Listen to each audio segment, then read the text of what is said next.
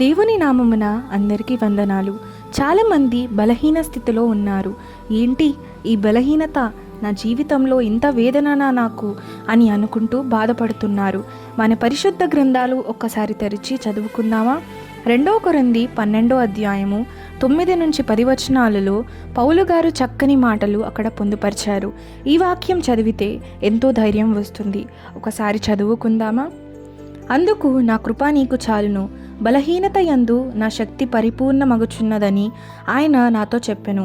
కాగా క్రీస్తు శక్తి నా మీద నిలిచియుండు నిమిత్తము విశేషముగా నా బలహీనతల యందే బహు సంతోషముగా అతిశయపడుదును. నేనెప్పుడు బలహీనుడనో అప్పుడే బలవంతుడను గనుక క్రీస్తు నిమిత్తము నాకు కలిగిన బలహీనతలలోను, నిందలలోను, ఇబ్బందులలోను, హింసలలోను, ఉపద్రవములలోను నేను సంతోషించుచున్నాను. కాబట్టి ప్రతిరోజు వాక్యం చదువుతూ ధ్యానిస్తూ దేవునితో ఎక్కువగా సహవాసం ఏర్పరచుకో. అన్నీ మర్చిపోతావు.